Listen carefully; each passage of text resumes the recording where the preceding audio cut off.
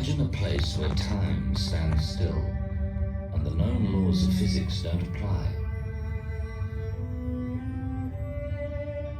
Imagine a world where it's easy to arrive but impossible to leave.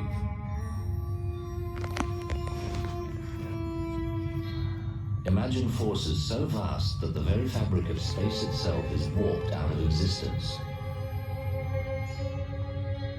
Hard to believe, isn't it? But such places do exist. They are real. They are black holes.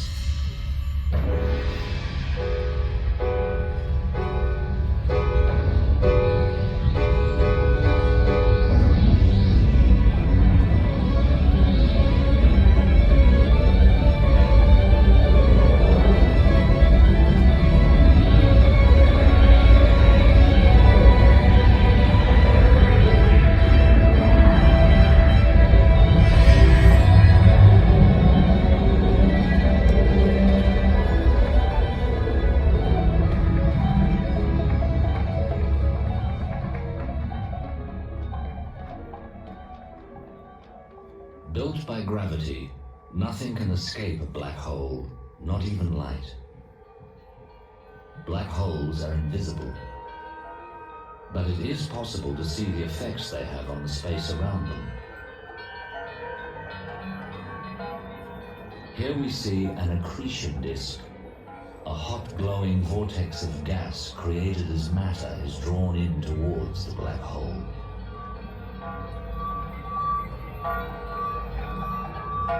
The largest black holes are like 1 billion suns squeezed into a tiny space no bigger than a fingernail. And all that material is stripped down to its most basic form, pure mass. There is nothing else known in the entire universe that can confine such huge amounts of matter into such a tiny space.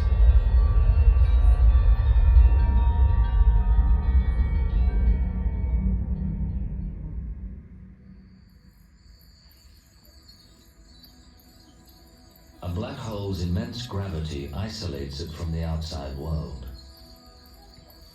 The Nobel Prize-winning scientist Subramanian Chandrasekhar liked to use a childhood story about a dragonfly to illustrate what this means.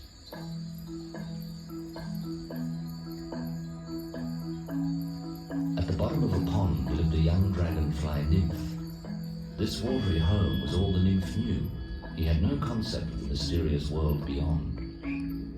Yet a wise old frog told him that he and the other nymphs would one day turn into beautiful dragonflies, leave the water forever, and journey into the great unknown. And sure enough, the day soon came when the nymph felt himself changing, and he began to rise toward the surface. He promised his friends that he would return and tell them what he found. But the days passed and he didn't come back. Will none of you, in pity to those you left behind, disclose the secret? Just as the nymphs and the dragonfly are forever separated from each other in their radically different worlds, the boundary between normal space and a black hole is just as final.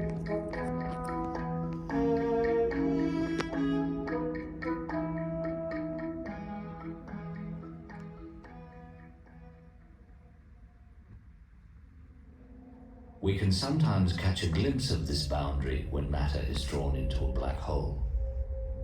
The hot gas spiraling around in the accretion disk glows brightly, but then abruptly disappears as the falling gas crosses an invisible edge and plunges into the abyss. However, most of the time, black holes don't have accretion disks.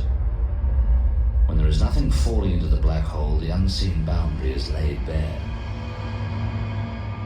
If we could see a black hole passing in front of a band of bright stars, we'd see the light from those stars distorted into a swirling, shimmering ring.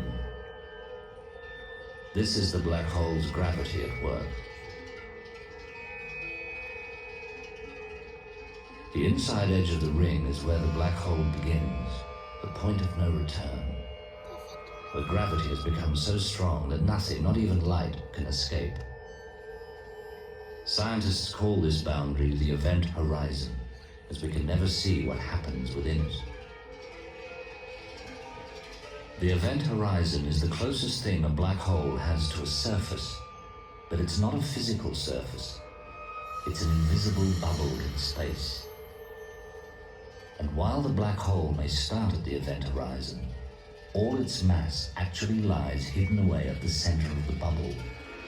In this tiny spot, called the singularity, matter is squeezed so tightly that the known laws of physics break down. The equations scientists use to understand the universe no longer make sense. The singularity is a mystery. No one knows how so much mass can be confined into such a tiny space. It's the event horizon that separates us from the black hole's inner mass. And the greater the mass hidden inside the singularity, the larger the event horizon.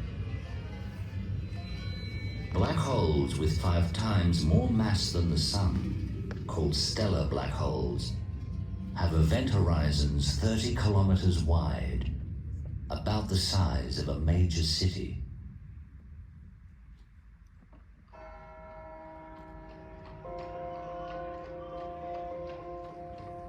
To begin to understand black holes, we need to wind back the clock to the late 1700s, when 2 far-thinking gentlemen were coming to terms with the concept of gravity. In Britain was John Michell, priest, geologist, and amateur astronomer. In France was Pierre Laplace, astronomer and mathematician.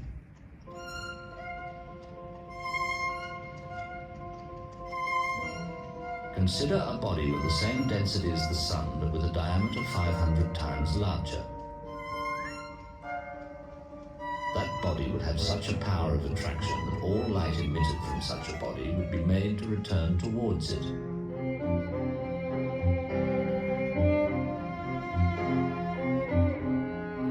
It is therefore possible that the greatest luminous bodies in the universe are on this very account invisible.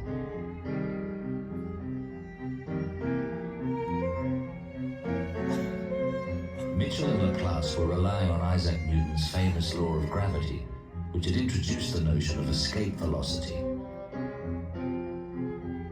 Newton had showed that if you wanted to leave the Earth, there's a target speed that you must reach to escape Earth's gravity.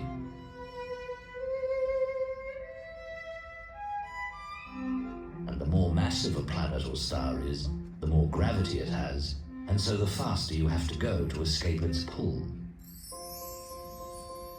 In the case of Michell and Laplace's star, the escape velocity was so high that not even light, the fastest thing in the universe, would be able to break free. And with no light escaping, the star would therefore be invisible.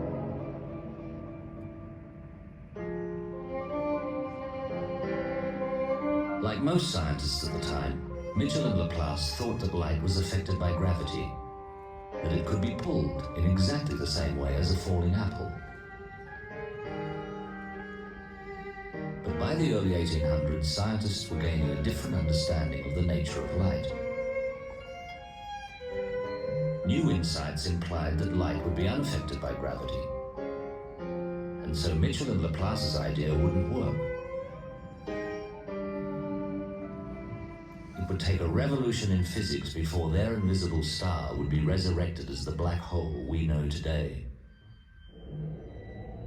And the person to do it was Albert Einstein.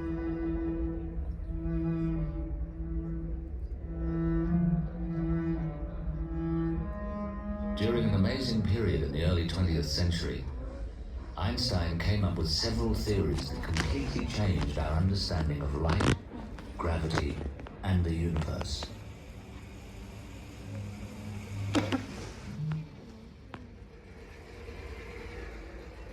The big one was his general theory of relativity. Based on a simple idea, it nonetheless had such profound consequences that scientists are still grappling with it.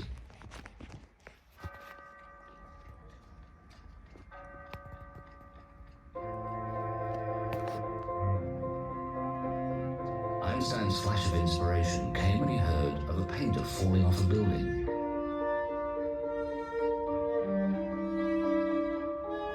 The painter, tongue-in-cheek, said that he was perfectly okay while he was falling.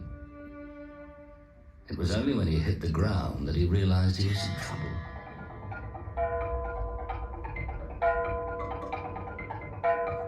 The painter was all right while he fell because he was weightless. It was as if gravity had been turned off. Einstein recognized that free falling on Earth is the same as floating in empty space. This led him to wonder, what happens when we accelerate in a spaceship? In Earth's gravity, the painter will inevitably hit the ground. In an accelerating spaceship, an astronaut will hit the floor. With amazing insight, Einstein realized that gravity and acceleration are equivalent. Standing in Earth's gravity is the same as being in a spaceship with its rockets firing. The painter and the astronaut experience the same sensation.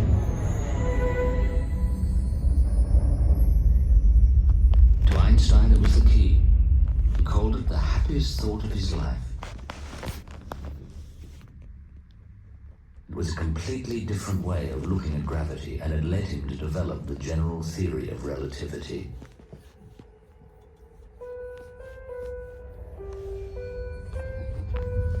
The principle of Einstein's theory is that space is shaped by the material within it. Massive objects like planets and stars make the space around them bend and warp. And in turn, the warped space determines how objects move through it.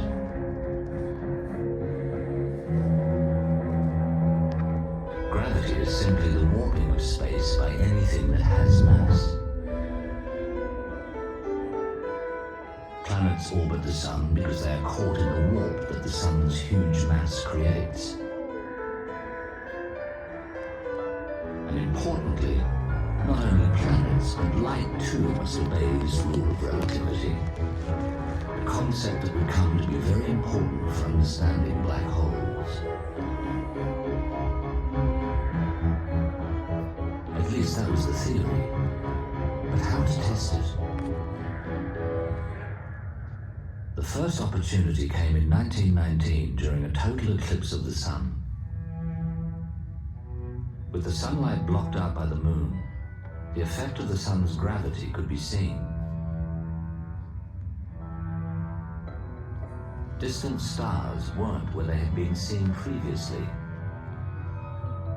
As their starlight followed the warp in space produced by the sun's gravity, their apparent position shifted. It was proof.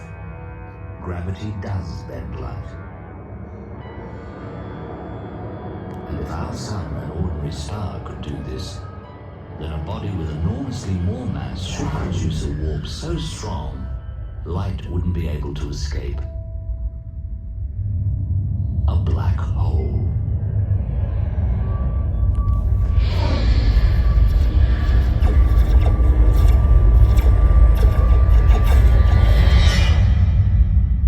The general theory of relativity works. In fact, it has passed every test that has been thrown at it. But gravity does more than bend light and make objects invisible. It can even slow down time. Although this sounds hard to believe, the effect is real, and it can be measured. Ultra-precise atomic clocks have been shown to run more slowly on the ground floor of a building than an identical one placed on the top floor, where Earth's gravity is slightly weaker. The effect is even greater on aircraft and satellites. Scientists call it time dilation. The stronger the gravitational field, the more noticeable the effect. A black hole's gravity is so intense that at the event horizon, time doesn't just slow down. It appears to stand still.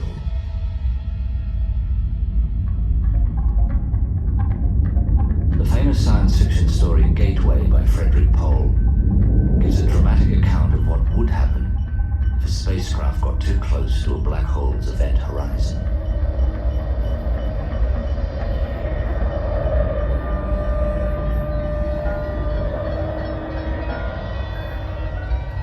The crew had to get away, and quickly.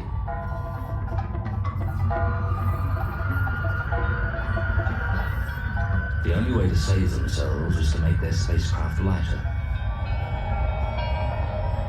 So they jettisoned the research capsule.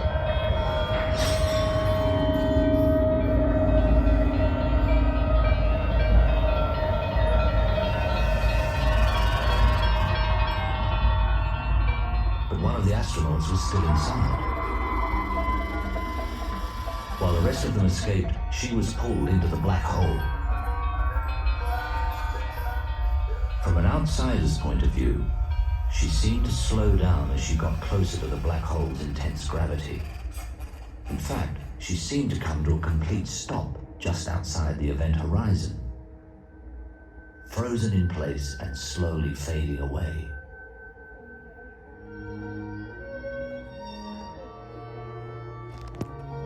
But she saw something very different. For her, time seemed to flow just the same. But looking back, everything outside seemed to be speeding up.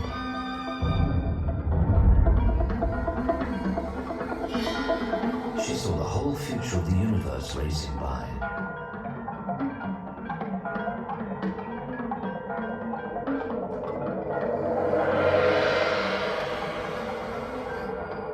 Not only that, but because of the black hole's strong gravity, the space around her was warped so much that she could now see what should have been behind her.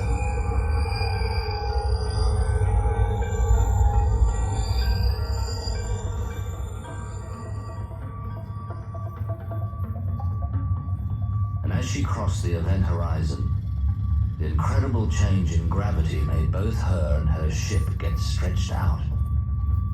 A process known as spaghettification.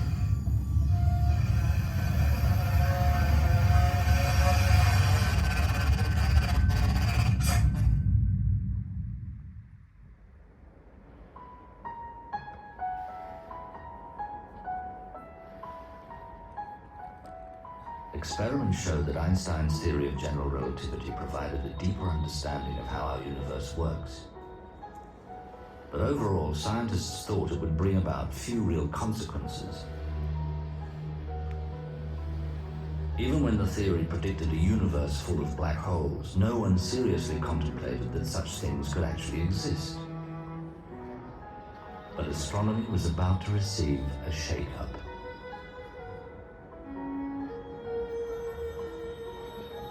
It was 1930, and the 19-year-old Chandrasekhar was on his way to study in England. He spent a long sea voyage thinking about dying stars. Using Einstein's theory, he realized that there was a limit to how big a dying star can be.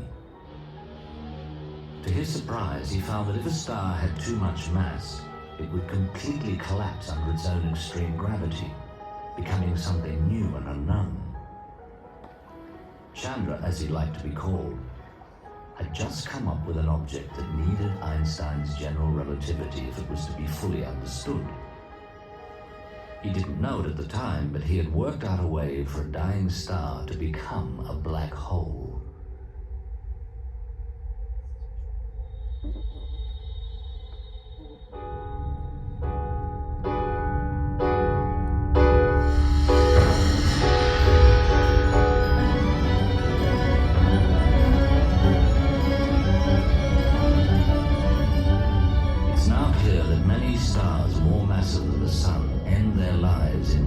Supernova explosions.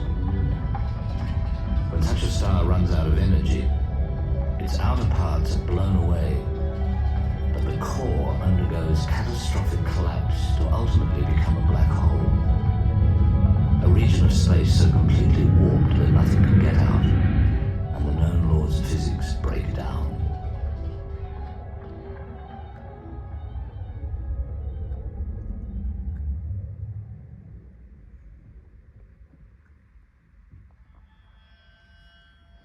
Of course, it was all very well for scientists to propose black holes and even to work out how one could be created. But still, no one seriously believed they'd ever find one. Then, in the second half of the 20th century, astronomers began to study the universe with new types of telescopes. No longer were they limited to seeing just ordinary visible light. They could now see many different kinds of light, from gamma rays to infrared, and what they found amazed them.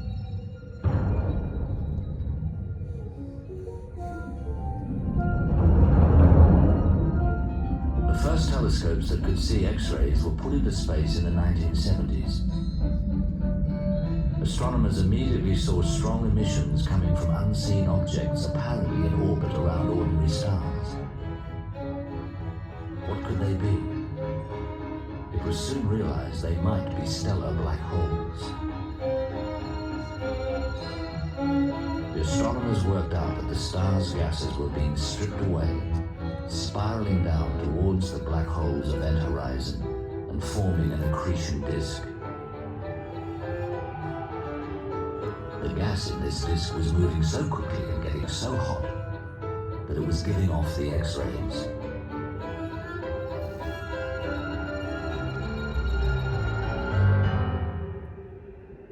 One of the best examples of a stellar black hole is still the first one found. Called Cygnus X1, it has 8 times more mass than our Sun, but all that material is squashed into the tiny singularity that is no bigger than a pinhead.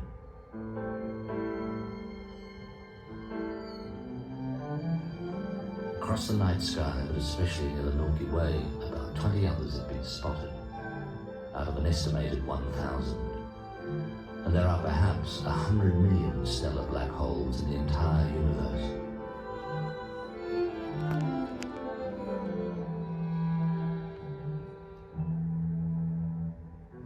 Stellar black holes weren't found until X-ray telescopes were launched. But without realizing it, astronomers had already seen a very different and unexpected kind of black hole.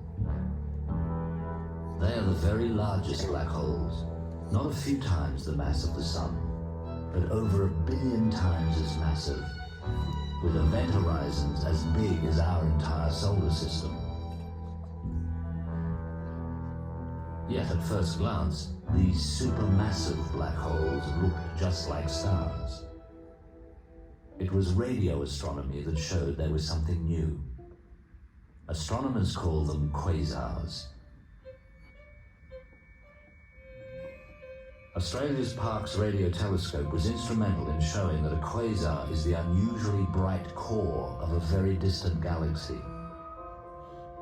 They lie billions of light years away, well beyond the stars of our own Milky Way. It is only with modern telescopes, like the Hubble Space Telescope, that we can catch a glimpse of the faint galaxies in which they live. So why are quasars so bright? Where are they getting their energy? There was only one answer. Quasars must be powered by supermassive black holes. These supermassive black holes also have accretion disks, but ones that are far bigger, far hotter, and far brighter. Most surprising of all, shooting out from the accretion disk is a spectacular jet of subatomic particles. What causes the jet and how it overcomes the black hole's immense gravity are some of the challenges facing today's astrophysicists. It's ironic, powered by bodies that are themselves invisible, quasars easily outshine everything else in the universe.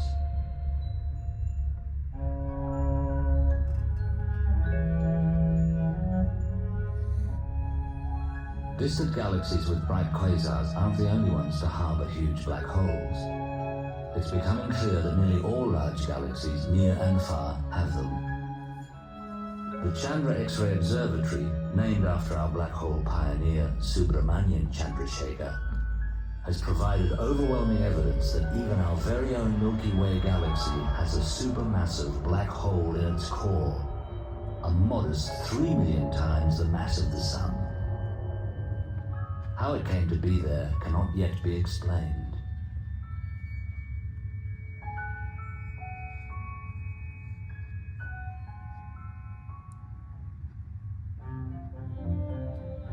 The observatory is continuing to expand our understanding of black holes. It has studied more than 300 of the supermassive type, confirmed that event horizons are real, and even watched as a star was torn apart by a black hole's extreme gravity. Black holes. They've given us a better understanding of gravity and Einstein's general relativity. The warping of space, the bending of light, the slowing of time, once thought to be mere scientific curiosities, have all turned out to be fundamental to the way the universe works. Black holes, no longer the stuff of science fiction, their discovery has been a triumph of modern science. An incredible journey that has crossed the boundary from imagination to reality.